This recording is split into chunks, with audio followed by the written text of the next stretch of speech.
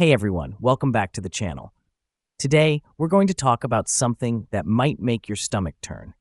It's a story that involves unimaginable cruelty towards innocent animals. We're talking about brutal pet murders carried out by people who should have been their protectors, not their abusers. These are not just isolated incidents either. They are part of a disturbing pattern of violence where pets, the animals we love and cherish, are being murdered by those who are supposed to care for them. These acts of violence are not only heart-wrenching, but they are also a reminder of just how dark human nature can be when there's no empathy or compassion for the innocent creatures around us. In this video, we'll be diving deep into a few of these tragic cases. From dogs and cats to other pets, we'll look at the horrific ways these animals were killed, the shocking motives behind the cruelty, and the consequences for the people who committed these vile acts.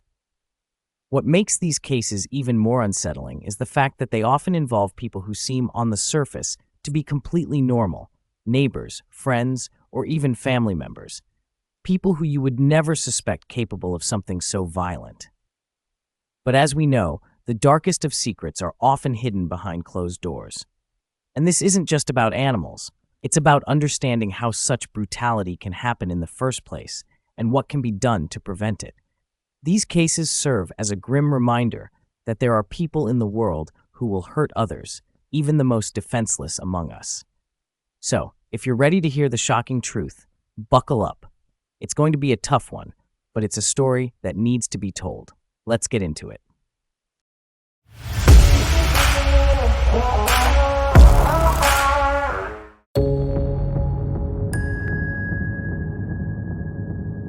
It all began on August 31st, 2013, when a young woman was walking in Quincy, Massachusetts, near a local park. As she was strolling along, she noticed something strange in the distance. At first, she thought it was a deceased animal, a dog, perhaps, left to die. But as she got closer, the horror set in. There, tied to a tree, was a small dog, struggling to breathe, covered in blood, and barely clinging to life. It was obvious that this animal had been brutally abused, not just abandoned, but tortured.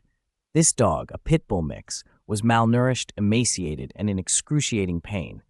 She had open wounds all over her body, signs of broken bones, and the most disturbing of all, her tongue had been split in a way that made it look almost like a serpent's. This wasn't just neglect, it was calculated torture. The poor dog had been starved, beaten, and mutilated. Someone had clearly taken great effort to harm her. The young woman who found her immediately rushed to help, calling animal control. When rescuers arrived, they found that the dog was too weak to stand. They quickly took her to the animal hospital, where the staff worked to stabilize her. But the signs were clear. This wasn't a random act of cruelty. This dog had suffered systematic abuse over a long period of time. The veterinarians found evidence of broken ribs, a punctured lung, cuts on her ears and eyes, and even wounds on her paws, as though she had been forced to walk on sharp objects. She was in so much pain, she could barely move. She was given the name Puppy Doe by the hospital staff, because at that time, they didn't know her real name or how she had ended up in such a condition. Puppy Doe was a small, sweet, and young dog, no more than a year old. In her short life, she had already endured horrors no animal should ever face. Despite the best efforts of the animal hospital staff, it was clear that Puppy Doe's injuries were too severe. Her body had suffered extreme trauma, and the extent of her torture was unimaginable. She had internal injuries that were impossible to repair, and the pain she was in was unbearable. The medical team did everything they could to make her comfortable, but Puppy Doe was unable to recover from her injuries. After just a few days, Puppy Doe passed away, her life tragically cut short by someone's evil actions. Her death was not just a loss of a beloved pet, it was a wake-up call to the community. People across the nation were horrified and angry that such cruelty had been allowed to happen. How could someone do this to an innocent animal? People wanted answers, and they demanded justice for Puppy Doe. The question that hung over everyone's head was, who could do something like this? How could someone be so callous, so cruel, to torture and kill a defenseless animal? Local authorities in Quincy were quick to launch an investigation, and they began to look for clues. Initially, there were no obvious leads, but investigators kept pushing. They started to review surveillance footage from nearby areas, looking for anyone who might have been seen near the park or the area where Puppy Doe was left. They also began reaching out to local animal shelters, asking if anyone had reported a missing dog that might match her description. It wasn't long before they were led to Radoslaw Czerkawski, a man with a dark history.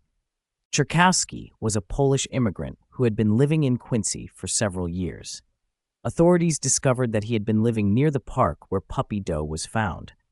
They also uncovered a disturbing pattern in his background. Czerkawski had a history of animal abuse. In fact, he had been cited for cruelty to animals before, though he had never been convicted for anything more serious. But this time, the authorities were determined to find out the full extent of his involvement. Through interviews and further investigation, police pieced together a chilling picture of what had happened.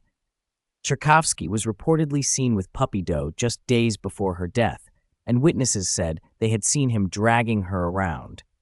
He had a reputation for being a quiet, seemingly normal guy, but beneath the surface, he was hiding a monstrous side.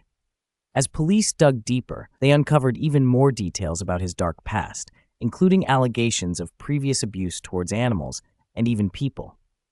In September 2013, after an intense investigation, Czerkawski was arrested and charged with aggravated animal cruelty and murdering a domestic animal. During the trial, prosecutors presented evidence that Czerkawski had not only tortured Puppy Doe, but he had likely done so for weeks, if not months. He had broken her bones, mutilated her, and subjected her to unspeakable cruelty.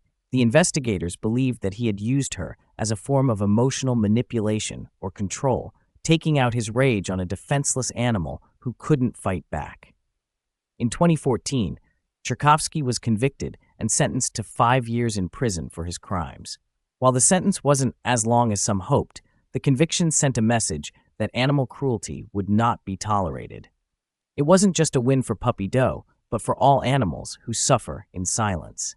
Puppy Doe's tragic story didn't end with her death. In fact, her story became the spark for a massive movement to strengthen animal cruelty laws, especially in Massachusetts. People who had never met Puppy Doe rallied together, demanding justice not just for her, but for all animals who suffer at the hands of abusers. The Puppy Doe bill was introduced, which aimed to increase penalties for animal cruelty, and it quickly gained support across the state. The bill wasn't just about Puppy Doe. It was about ensuring that no other animal would have to endure the kind of suffering she did. The laws in Massachusetts were tightened, and authorities began taking animal cruelty cases much more seriously. Puppy Doe became a symbol of the need for change, a reminder that we need to protect the innocent and ensure that justice is served when animals are harmed.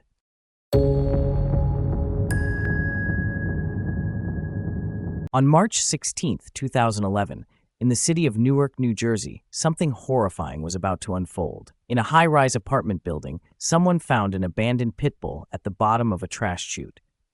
Now let that sink in for a moment. A living dog, discarded like garbage. Patrick, a young pit bull, was discovered emaciated, barely clinging to life. He was so thin that his ribs were visible through his skin, and he was unable to stand. The poor dog was lying in a pile of trash, covered in his own feces, and it was clear that he had been starved for a long period of time. His body was riddled with infection and dehydration. The conditions he was in were so horrific that it seemed like he was left to die and forgotten by the world. But this isn't where the story ends. Someone found Patrick just in time. They heard his faint whimpers from the bottom of the chute, and when they checked, they were horrified to see the pit bull lying there, struggling to survive. The person who found him immediately called for help, and animal control rushed to the scene. Patrick was quickly transported to a local veterinary hospital, where the full extent of his abuse started to become clear. He was near death. When Patrick was examined, the vets were horrified by what they saw. He was in critical condition, weighing half of what he should have for his age and size. He was severely malnourished and dehydrated, with infected wounds on his body. His fur was matted and full of sores, and it was clear he had not been fed in weeks. He was barely conscious and seemed completely defeated. Patrick's stomach was almost empty, save for some plastic and garbage he had probably eaten just to try and survive. His bone structure was visible, and his eyes were dull, barely responsive. This poor dog had been starved, neglected, and then thrown away like trash. As the veterinarians worked to save him, they knew they had to act fast. Patrick's life hung in the balance. But despite all the abuse he had suffered, there was something in Patrick that gave him the strength to fight. Even when everything seemed hopeless, he showed signs of life. He was still breathing, still struggling, and that was enough for the team to give him a fighting chance. It wasn't an easy journey. Patrick's recovery took weeks, and the road was rocky. He had to be rehydrated and slowly given small amounts of food to rebuild his strength. The veterinarians didn't know if he would make it, but they gave him the care and attention he desperately needed. Slowly but surely, Patrick began to respond. His health improved. His body, while still weak, started to regain some of its strength. He was no longer just a lifeless body. He was fighting back. Over time, Patrick's story began to gain national attention. News outlets picked up the story, and people all over the country began to follow his progress. Patrick became a symbol of resilience, a dog who had been left for dead but was somehow managing to survive. People were pulling for him. They wanted him to win this fight. As he got stronger, Patrick started to show his personality. He wasn't just a victim anymore. He was a dog with a heart full of love. He started to enjoy being around people, and his once dull eyes began to shine with joy. Slowly but surely, Patrick was learning to trust again. His transformation from a scared, abused animal to a happy, playful dog was a miracle in itself. But while Patrick was fighting to stay alive, there was another battle going on: the fight for justice. Who could do something so evil to a helpless animal? Who was responsible for starving and abandoning this sweet dog? It didn't take long for investigators to find the person behind Patrick's torture. They identified Keisha Curtis, a woman who had been living in the apartment where Patrick was found. Curtis had reportedly kept Patrick locked away in her apartment for months, starving him and neglecting him. She had abandoned him in the trash chute as if he were no more than garbage. Curtis had originally claimed that Patrick had been left behind after she moved out of her apartment, but the evidence didn't add up. She was eventually arrested and charged with animal cruelty and reckless abandonment. In 2012, Curtis was found guilty of starving Patrick and dumping him in the trash chute. She was sentenced to 4 years in prison. While it wasn't the harshest sentence imaginable, it sent a strong message that animal cruelty would not go unpunished. Now here's where the story gets a little brighter. After months of rehabilitation and a lot of love, Patrick was ready to find a home. He was adopted by a family who fell in love with him the moment they saw his story on the news. They welcomed him into their lives with open arms, and Patrick finally got the life he deserved. Patrick went on to live a happy, healthy life with his new family. He became a local hero, a symbol of hope for all the animals who suffer in silence. His story raised awareness about the importance of protecting animals, and many people rallied behind the cause, calling for tougher penalties for animal abuse.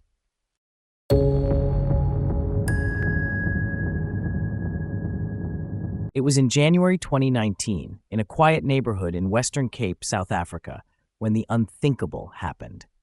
Bella, a stray cat who had been living in the area, was roaming around just like any other stray, looking for food, seeking shelter, and surviving in a world that often wasn't kind to her. Bella, like so many other homeless animals, was just trying to get by. But on this night, things took a tragic turn. 2 teenage boys, aged 15 and 16, had no regard for life, not for the life of an innocent animal, and not for the consequences of their actions. They had a sick idea that would change Bella's life forever. They doused Bella with gasoline. Imagine that. The horrible, suffocating smell of gasoline coating her fur. And then they set her on fire. The 2 boys didn't just harm Bella, they brutally tortured her. They watched as she burned without any concern for the pain they were causing. Bella was left to scream in agony as the fire burned her body. She had no way of escaping or defending herself. She was just a poor, defenseless cat who happened to be in the wrong place at the wrong time. The fire caused excruciating burns all over Bella's body. Her fur was completely singed off, leaving her skin exposed. Her paws were burned so badly that she could barely move, and her eyes were swollen and full of pain. It's a miracle she didn't die in the flames. But somehow, Bella survived. Despite the severe pain, the burns, and the trauma, she managed to escape the boys' horrible cruelty. A local resident who had heard her cries rushed to Bella's side and immediately called for help. That's when the Animal Welfare Society of South Africa, atrocities, stepped in. When the rescue team arrived, they found Bella clinging to life. She was barely conscious, her body covered in soot and burns, but she was alive. They carefully took her to an emergency animal hospital, where the vets could begin the hard work of saving her life. When Bella was brought to the hospital, it was clear that her injuries were severe. She had second and third-degree burns all over her body, especially on her paws, back, and face. The pain she must have been in was unimaginable. The veterinarians began treatment right away. Bella needed urgent care to treat her burns and prevent infection. They applied special bandages to her wounds, and she was given antibiotics to stop any potential infections from spreading. The road to recovery would be long, and Bella's chances of survival were uncertain. But Bella was a fighter. Despite everything she had been through, she showed incredible strength and resilience. Over the next several weeks, she received round-the-clock care. Slowly, she began to heal. Her wounds started to scab over, and the swelling began to go down. Bella had a long way to go, but her will to live was stronger than the cruelty she had suffered. The Animal Welfare Society of South Africa and other animal rights organizations quickly launched a fundraising campaign to cover Bella's medical bills, which were going to be extremely high. People from all over the world, animal lovers, activists, and concerned citizens donated to help Bella. As the days went by, Bella started to get stronger. Her spirit was unbroken. She began to show signs of her old self, even playing with toys and purring as she received the love and care she so desperately needed.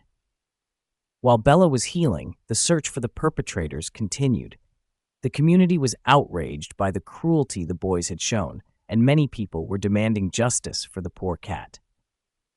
It didn't take long for the police to catch up with the two teenage boys who had set Bella on fire. The boys were arrested and charged with animal cruelty. They had no remorse for what they had done, showing a complete disregard for the pain they had inflicted on an innocent animal. The case sparked nationwide outrage, with people demanding that the legal system take a strong stand against animal cruelty. In South Africa, animal cruelty laws were already in place, but cases like Bella's showed that the penalties for such acts weren't always enough to deter people. Activists and concerned citizens rallied to push for tougher laws and longer sentences for those who abused animals. As Bella continued to recover, she began to blossom. She was adopted by a loving family who gave her a second chance at life. Her transformation from a burned, terrified stray into a happy, healthy cat was nothing short of miraculous. In the months following her adoption, Bella started to live her best life. She was pampered, loved, and cared for, and most importantly, she was safe. Bella, once a victim of horrific abuse, had found happiness again. While Bella's recovery was a huge success, her case also had a larger impact. Public outrage over the incident led to stronger calls for better protection for animals in South Africa. People were calling for harsher penalties for animal abusers and stricter enforcement of the laws. In Bella's honor, many people began to advocate for better education on how to treat animals and prevent cruelty. The teenage boys who harmed Bella were sentenced to a fine and community service, but many felt that the punishment was too light for the extent of the cruelty they had inflicted. Despite this, Bella's case sparked conversations about the need for stronger animal protection laws, and it encouraged many people to speak out against animal abuse.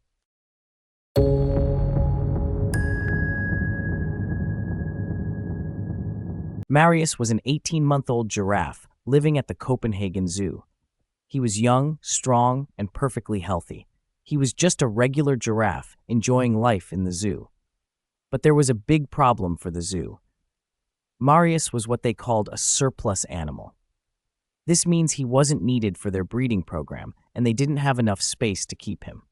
Now, the zoo said that they couldn't breed him with his family members, his sister and mom, because that could cause inbreeding. So, instead of finding another place for him, the zoo decided the best option was to euthanize him. That means they decided to kill him, even though Marius wasn't sick or old. He was young and perfectly fine. In February 2014, the zoo announced that Marius would be euthanized. They argued that it was the best thing to do because they didn't want to mess up their breeding program. The zoo said it was better to kill him rather than keep him around since he didn't fit into their plans. But here's where it gets messy. People started asking, why couldn't the zoo just find another home for him? Several zoos and wildlife parks from all over the world offered to take Marius in and give him a place to live. But the Copenhagen Zoo said no. They didn't want to deal with the cost of moving him, and they didn't think it was worth the effort. This decision made a lot of people angry. Animal lovers, activists, and even regular people started to ask, how could a healthy young giraffe be killed just because he wasn't useful for breeding?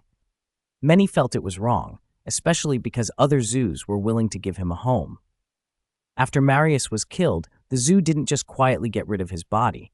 Instead, they did something horrible. The Copenhagen Zoo decided to dissect Marius's body in front of a live audience. They invited people to come and watch them cut open Marius's body like it was some sort of lesson. And they didn't just invite adults. Children were also there to watch this gruesome event. Now, the zoo said this was supposed to be educational.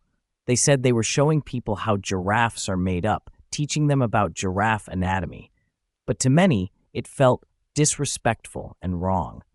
How could you treat a healthy animal like that, just to make it a public spectacle? But it didn't end there. After Marius's body was cut open, the zoo decided to take it one step further. They fed his body parts to the lions in front of the audience. Imagine that. After the giraffe was killed and dissected, they gave his remains to the zoo's lions to eat, all in front of the people who had come to watch. When people heard about what happened, they were outraged. News about Marius's death and the public dissection spread quickly around the world, and animal rights groups, activists, and the public couldn't believe what they were hearing. Many people said that the zoo had gone too far. It wasn't just that Marius was killed, but the way they treated his death, like it was some kind of show. People felt that this wasn't just about education. It was about making money off a dead animal and turning his life into entertainment for others. Protests began outside the zoo. Animal lovers from all over the world were demanding answers. They couldn't understand why the zoo didn't find another way to save Marius, or why they turned his death into something so gruesome. Marius's death didn't just spark outrage over how the zoo handled it. It also brought up a much bigger issue. Should zoos be allowed to kill healthy animals just because they don't fit into their plans? This is a practice known as culling. Many zoos around the world do this with animals that are considered surplus. If they can't use an animal for breeding, or if they don't have space, they sometimes decide to euthanize the animal rather than try to find it a home. But people started to question whether this is really ethical. Is it right to kill an animal just because it doesn't have a purpose for the zoo? And what about all the other zoos that could have taken Marius in? Marius's story made people think about how we treat animals in captivity, especially the ones that don't have a place in the zoo's breeding programs. His death raised serious questions about how zoos operate and what they're doing to make sure animals are treated humanely. After the public backlash, the Copenhagen Zoo defended their actions. They said that the decision was made for the good of the giraffes and the zoo's breeding program. They insisted that it was better to euthanize Marius than to keep him around and risk inbreeding. But no matter how much the zoo tried to defend themselves, the public didn't buy it. People felt like the zoo treated Marius's life as if it didn't matter. Some people even started to boycott the zoo, refusing to support it because of what happened. The incident also caused many people to question the role of zoos in society. Are zoos supposed to be places where animals are treated with respect, or are they simply entertainment parks that do whatever they can to make money?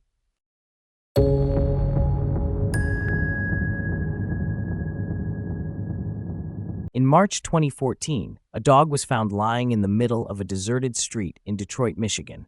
The dog was barely alive, covered in severe injuries. Her skin was torn and mutilated, and her body was covered in cuts and bruises. The dog had been left for dead. Her body was so badly hurt that at first, many people thought she was already gone. But then, the dog moved. A passerby who saw the poor creature immediately called for help. Animal rescuers and veterinarians rushed to the scene to save her. They named her Hope because it seemed impossible to believe she was still alive after what she had endured. But the cruelty she suffered was only beginning to come to light. When the rescuers arrived and assessed Hope's condition, they were absolutely horrified. It wasn't just that she was covered in injuries, it was the nature of those injuries. Hope had been brutally tortured for hours, possibly days. She had suffered what looked like a vicious, sadistic attack. Her face was swollen, her legs were broken, and there were signs that she had been beaten with heavy objects. What made Hope's case even worse was the discovery of her scorched skin. It appeared that someone had deliberately set fire to her legs, causing severe burns that went deep into her flesh.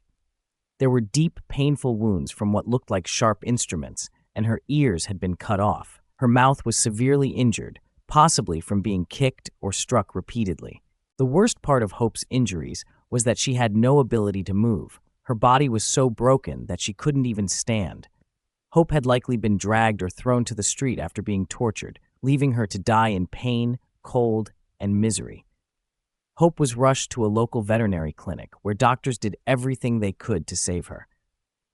But the extent of her injuries was so severe that it quickly became clear that the damage was beyond what medical professionals could fix. The deep burns on her legs were so horrific that they couldn't be treated, and the broken bones caused by blunt force trauma couldn't be repaired. Hope had likely been tortured systematically. Every part of her body had been attacked. Her tail was severely mutilated, her face was unrecognizable, and she was covered in wounds that suggested she had been used as a punching bag. The fact that she was still breathing after all this made her story even more tragic. It became clear that whoever did this to Hope was not just abusive, they were sadistic, enjoying every moment of her pain and suffering. This wasn't a case of neglect or an accidental injury. This was pure, calculated cruelty. The deliberate violence inflicted on this poor dog was horrifying to witness, and it left veterinarians and animal rescue workers stunned. After rescuing Hope, the authorities launched an investigation into what happened. But unfortunately, this wasn't an isolated case. There had been similar reports of animal abuse in the area, but this was by far the most extreme and heartbreaking case to date.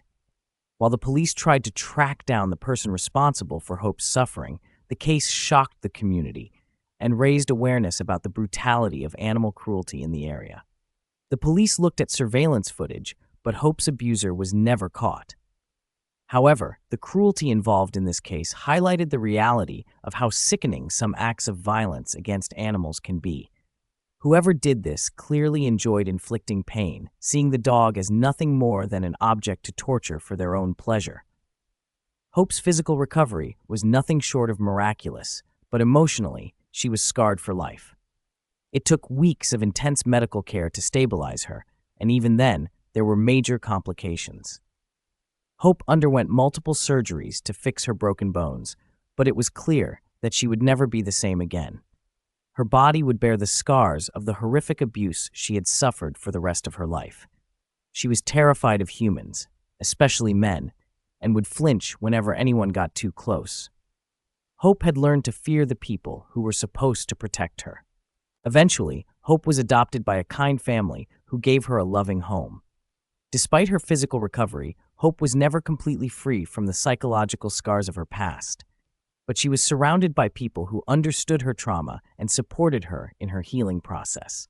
Today, Hope lives a peaceful life, surrounded by love, but her story remains a stark reminder of the brutality that some animals are subjected to.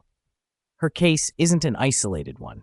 Hundreds of animals suffer in similar ways every day, and it's up to us to recognize that this kind of cruelty is unacceptable and needs to be stopped.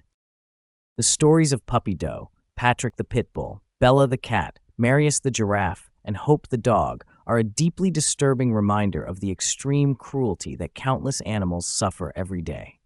Each of these cases paints a grim picture of unimaginable suffering, from torture, abandonment, and burning to the inhumane killing of perfectly healthy animals.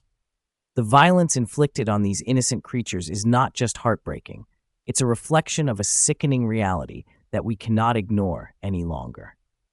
What these stories have in common is not just the brutality of the abuse, but also the sheer indifference of the perpetrators. These are not isolated incidents.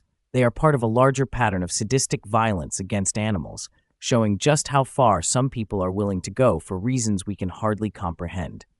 Whether it's for pleasure, revenge, or simply out of neglect, the consequences for the animals are always devastating.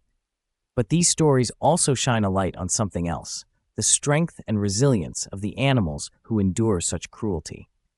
Despite the unthinkable pain they suffer, many, like Patrick and Hope, have shown incredible willpower to survive and heal, with the right care and attention.